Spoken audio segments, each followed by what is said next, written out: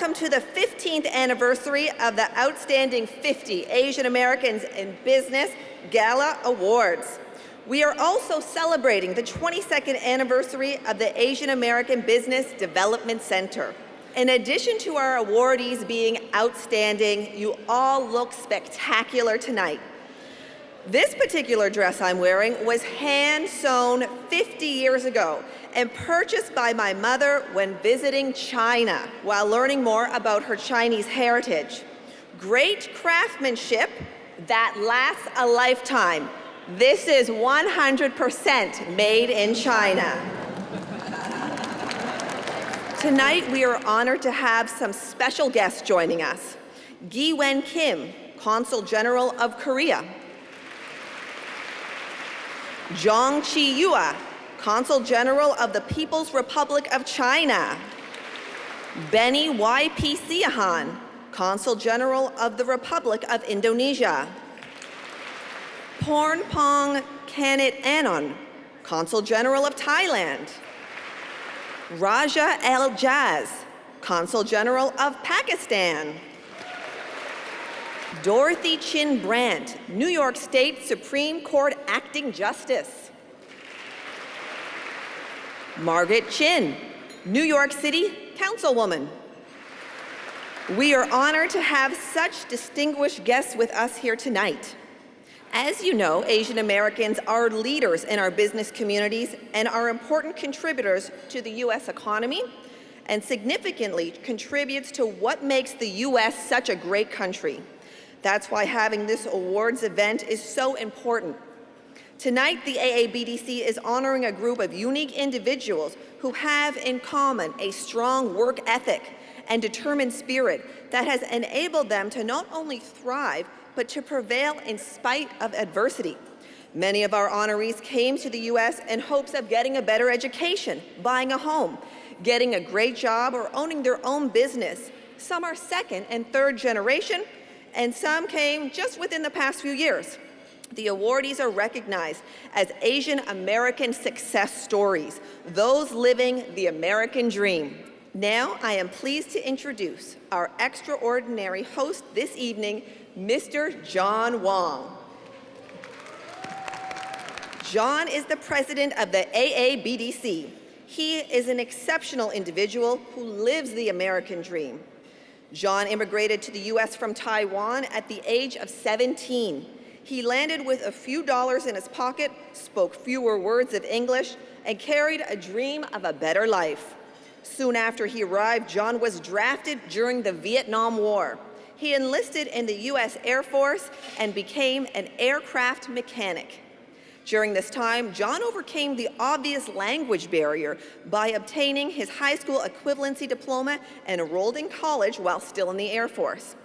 A true self-starter, he graduated college and began working as a city planner for the City Planning Department of NYC while simultaneously working as a reporter for a Chinese language newspaper. It was there where he saw the isolation the Asian American community felt. Through John's experience, he identified and recognized the importance of supporting diversity in the public and private sectors. In 1994, John created the AABDC to give Asian Americans the business platform they so deserved. Over the past 22 years, AABDC has gained recognition as one of the most influential and respected organizations in the Asian American business community. Ladies and gentlemen, let's give a warm welcome to Mr. John Wong.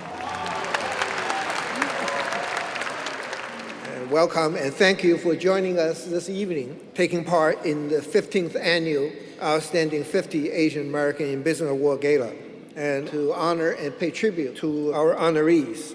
Today, Asian American business professionals stand at a moment of unprecedented opportunity. They have assumed more responsibility and a role as an executive decision maker in U.S. corporation and as entrepreneur, just as Asia has become a major engine of global economic growth.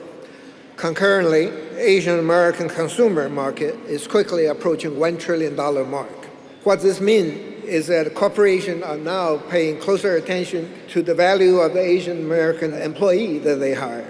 and they see the importance of having Asian American employees participate in company life, not only through their fields of expertise, but also in corporate strategy, in the transformation of business processes, in co-creating with a broader range of community around the world, and establishing new markets while keeping traditional ones. Simply speaking, corporations realize that they need Asian American in leadership roles. In 2001, AABDC organized the first Black Tie Business Award Gala for Asian American, called the Outstanding 50 Asian American in Business Award. As of 2016, this annual event has honored over 700 elite Asian American entrepreneurs and corporate executives from across the United States. We realize the tremendous talent and the resource of this group of outstanding business leaders, which inspired AABDC to create the Asian American Business Roundtable, a forum where highly successful and high potential Asian American professionals can collaborate to increase their capacity to exert influence in their respective industries. It brings together outstanding senior Asian American business executives to generate ideas and providing counsel on business and the leadership issue of a broad social and economic interest. AABR hosted its first summit, Taking the Risk and Changing the Game, on January 29th to 30th of this year, attracting about 250 Asian American businessmen and women from across the country, with over half from executive levels. Speakers, sponsors, and participants converged from a who's who of U.S. corporation and leading organizations. So we are proud to announce that the second Asian American Business Roundtable Summit, the New Majority, Igniting the Future Through Inclusion and Partnership, will be held on January 11 to 13, 2017 at the Venetian, Las Vegas.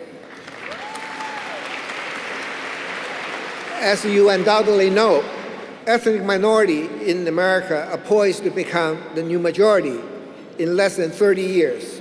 By 2019, the collective spending of Asian Americans, African Americans, and Latinos will total $4.1 trillion. In fact, if it were a separate country, this economic mass would rank as the third largest economy in the world, behind the United States and China. How will this and other powerful trends transform markets, communities, the workforce, and the way business is done here in the United States and around the world? What will it take to form stronger and more productive and inclusive collaborative across all groups? I want to invite you to join us to be part of a groundbreaking summit. Our vision for the summit is to reshape the entire way we think about and take a strategic advantage of economic, community, and the business opportunity through the collective strength and the partnership of the constituents of the new majority. So we are very excited where AABDC is headed at this 22-year mark. AABDC will continue to build on the foundation laid over the past 22 years. Through the Outstanding 50 Asian American in Business Award, we have visibly demonstrated our collective capacity for excellence and achievement in business. So once again, ladies and gentlemen, I want to thank you for being here tonight and sharing this exciting moment together with us, and I hope you will enjoy this evening ahead. Thank you. And for those of you who were at the Asian American Business Roundtable Summit in Las Vegas at the Venetian this past January, including myself, you know what a fantastic event it was, full of networking, career opportunities, and definitely a good time had by all. It was a tremendous success, and tonight our keynote was a featured speaker at the summit. John Spector is president and CEO of the Conference Board. The Conference Board is a global independent research association whose members are global businesses. Please welcome John Spector. I was asked to make a few remarks about the business environment. There's a lot of things that would be reasonable to talk to you all about, given who's in the room and given who the Conference Board is. We talk a lot about the economy. We publish the Consumer Confidence Index and other economic data that you all know. It would be reasonable for me to talk about the economy. Many of you are Asian Americans. John mentioned the issue of diversity. It would be reasonable for me to talk to you about that. You're also all business leaders. I could talk to you about the role of business in society and the important role that business plays. And as I considered, we could talk about the growth of China and the growth of the Asian economies, which are driving the global economy. And as I thought about this, I realized that all of these topics were the same. It's really about one topic, at least tonight, and that's that we're living in a global, interconnected economy and a global, interconnected world. That seems obvious to most people here, to all of you here, but it doesn't seem obvious to everyone. And I'm sorry if my remarks tonight are a little bit non-traditional. It doesn't seem obvious to everyone. If you look at what's going on in society in the US, we're talking about building walls. In Europe, nationalist parties are on the rise. In Asia, the issues are different, but the challenges are very similar.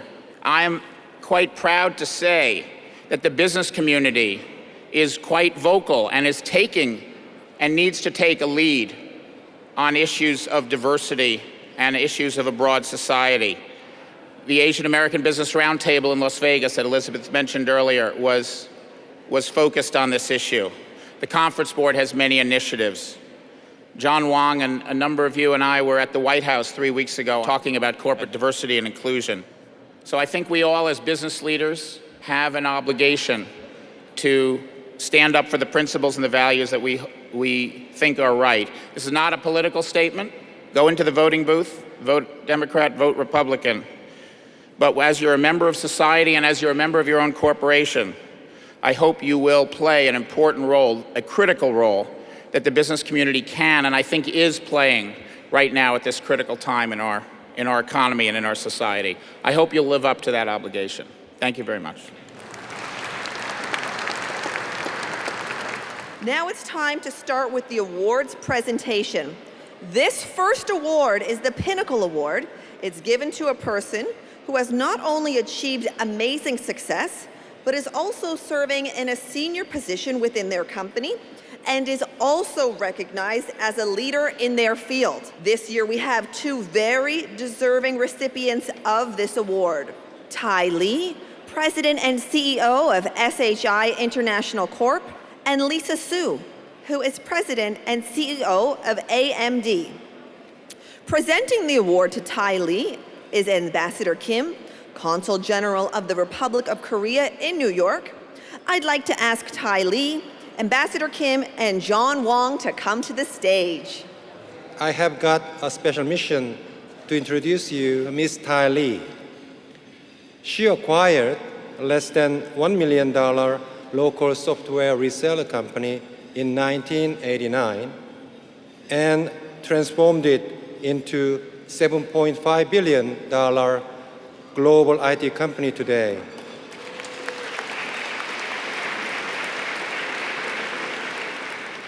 Forbes lists SHI International as the largest woman-owned company and one of the top 3 minority-owned companies in the United States. Tai Lee emphasized the importance of corporate culture, treasuring employees and customers as valued assets. Without further ado, I'd like to welcome Tai Lee to the podium.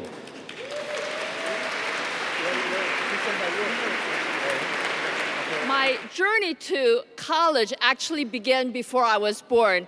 And I want to tell you the story of my father's journey to America because it is a very moving story. So while enrolled at Seoul National University, he was studying English because until the World War II, he had been studying German, Chinese, Japanese, Korean. But at the end of World War II, he realized that America was a power and he better learn how to speak and write English. So one day, while he was walking down the street of Seoul with English newspaper tucked under his arm, an American soldier had spotted him. Back after World War II, as was in Japan, Korea was under the rule of American military, and American military had set up a large base in Seoul, Korea, and they were actively looking for translator, and they could not find any. Thus, my father got hired as American English Korean translator, the first Korean personnel to be employed by American base and military. And he did such a good job that one day he was called in to the general's office. And at that meeting, the general asked, "Young man, you have been doing an exceptional job here in the military base. What would you like for us to do?" And without hesitation, my father said, "I want to study in America." After that meeting, the general wrote a personal letter of recommendation to President Cole of Amherst College, and therefore, in 1948, my father was on a steamboat journey to America. That is how he came to US to study in 1940s.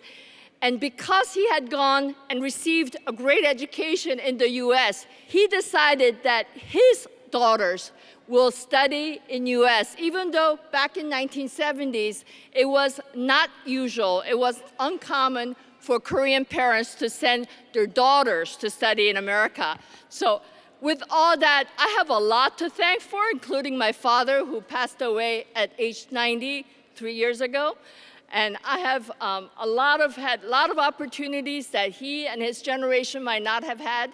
And I'm stating this only to encourage those of us who feel like many of the roads are blocked, but there's always, where there's a will, there's a way to overcome.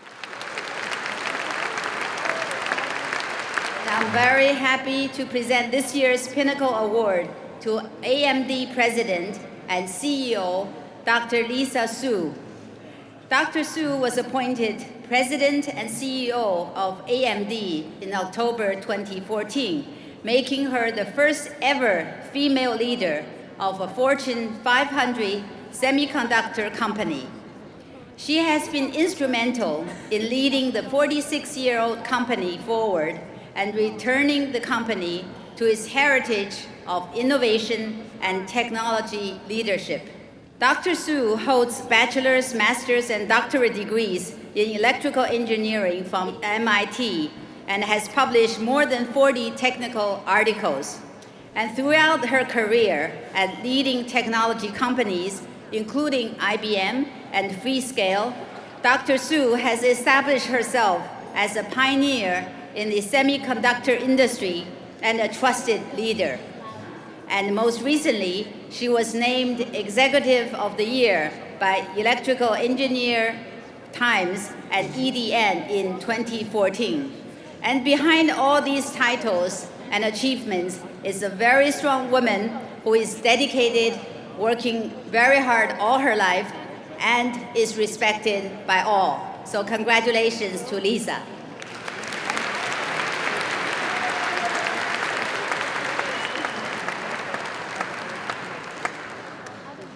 So about 18 months ago, I became CEO of AMD. And in my first media interviews after becoming CEO, I was often asked, how does it feel to be the first female CEO of a US semiconductor company, or the first Taiwan-born female CEO of a Fortune 500 company? And I thought about that, and I was incredibly honored and humbled, but I also found the statement interesting. The truth is, I believe for all of us as Asian Americans and women, we imagine the day when people don't ask, how does it feel to be one or the other?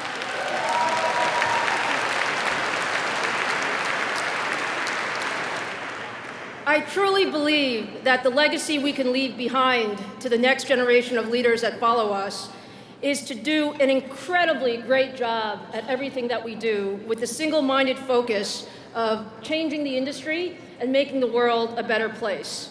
And that is really what drives me every day.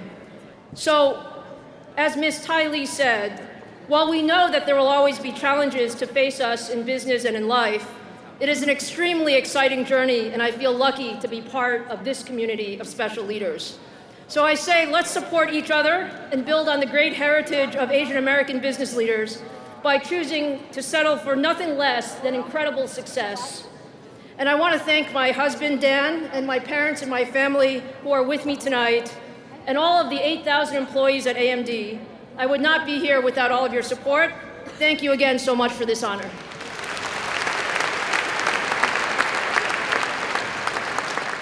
Our surprise guest this evening is New York State Senator Charles Schumer. He will be saying a few words for us tonight.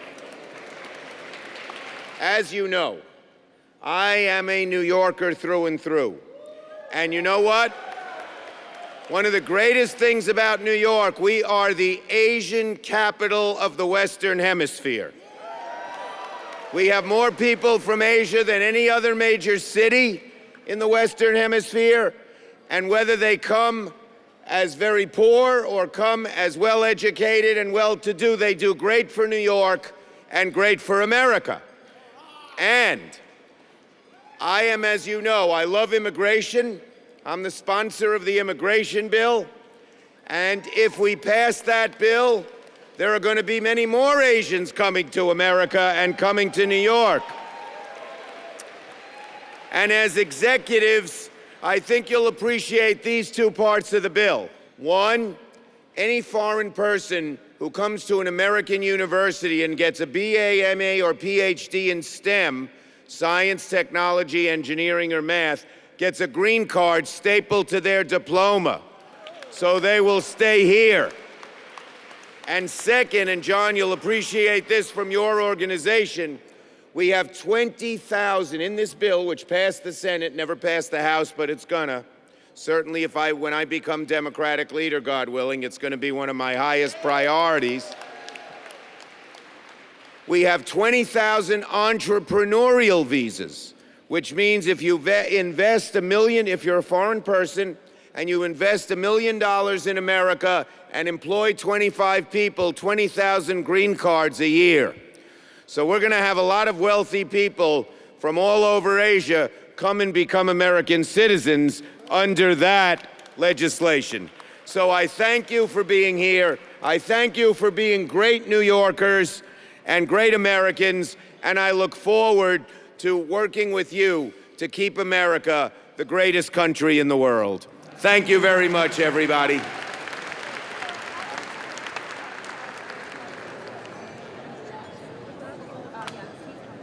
We are now ready to present the 2016 Outstanding Asian Americans in Business Awards. The recipients of the 2016 Outstanding 50 Asian Americans in Business Awards are Sharar Adil, Hyatt Regency; Susan Bai, Morgan Stanley Bank;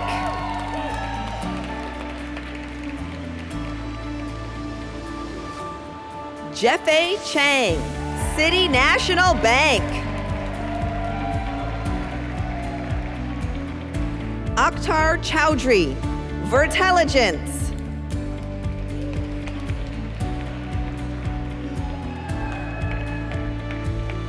Bing V. Chang, MetLife;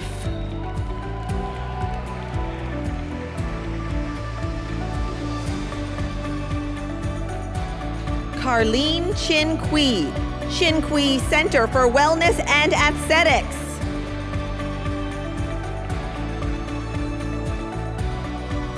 Chitek Larry Chu, Las Vegas Sands; KJ Dhaliwal, Dill Mill; Tariq Farid, Edible Arrangements International;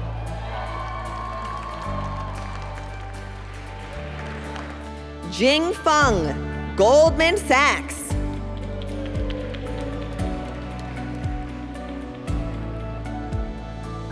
Michelle Gaida, Weber Shandwick;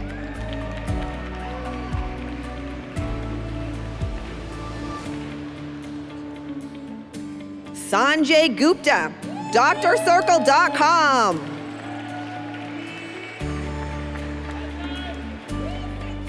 Gamer Gutierrez, CVS Health; Woo! Tim Howe, HCD Architect PC.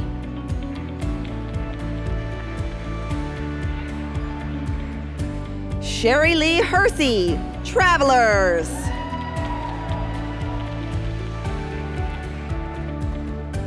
Eric Hirani, Infinite Consulting Corp.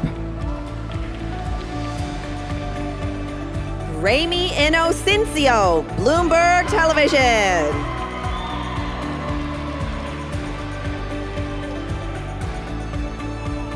Sarwat Izhar, SI Engineering PC.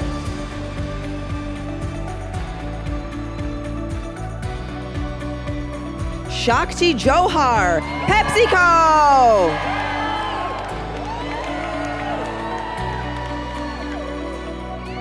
Henry G., Sorrento Therapeutics, Inc.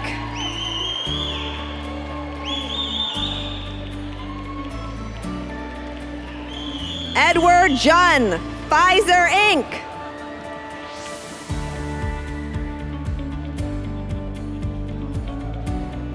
Rohit Kapoor, EXL Service.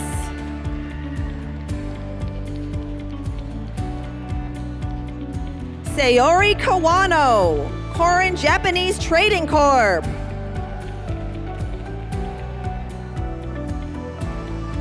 Gloria M. Kim, JP Morgan.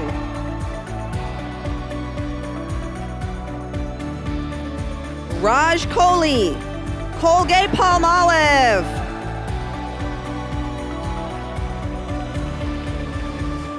Carolyn Lee, Miller Mayer LLP.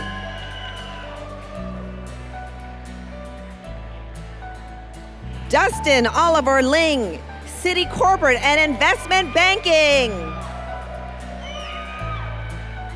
Anita Ma, Con Edison. Dinesh Melwani, Bookoff McAndrews PLLC. Augustus Moy, The AM Companies. Sundar Narayanan, Virtusa, Polaris. Vikram Oak, PwC.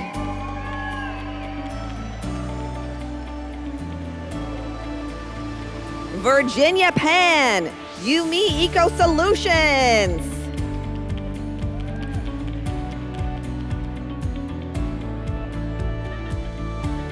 Christina Panton, Toot Your Horn LLC.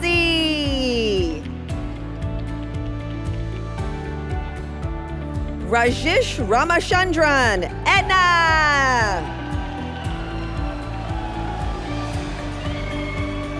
Sanjay Sethi, Rise Smart.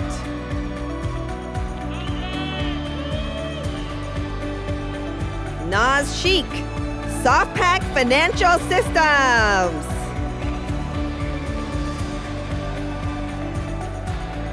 Jessica Shi, Verizon.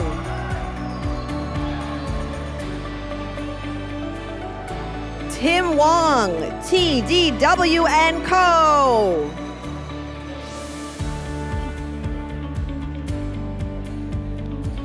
Wei Wong, Urban Tech Consulting Engineering PC.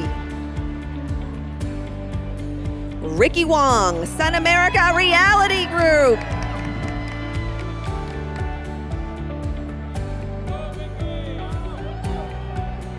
Kin Ching Woo, Cisco Systems Inc.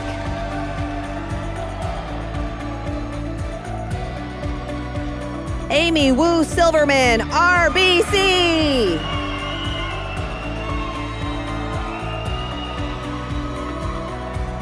Jackie Young, WGDX Group. Sue Yi, Gayero and Yi.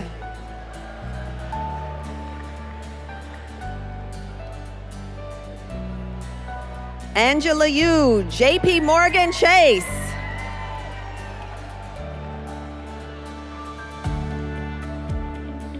Lin Sen Jung, Strategic Capital.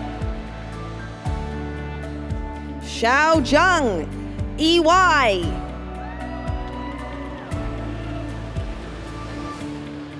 What a distinguished group. Congratulations. Let's give them all a big hand. As we come to the end of the program, I'd like to invite Richard Louie to say a few words to close the event. The great thing, because this is the Asian American Business Development Center, is how much Asian American Pacific Islanders contribute to our economy. If you look at, for instance, Latino Americans at 1.7 trillion, that's both consumer and business spend contribution. Asian Americans at 1.1 trillion, again, consumer and business contribution. And African Americans at $0.8 trillion. You can see why you're in the conversation. Use those numbers if you can. To all of you, thank you for being here tonight. Don't forget about the Asian American Business Roundtable. That's our second summit. That's happening January 11th. For now, enjoy everybody's fellowship. Have a good night. Thank you.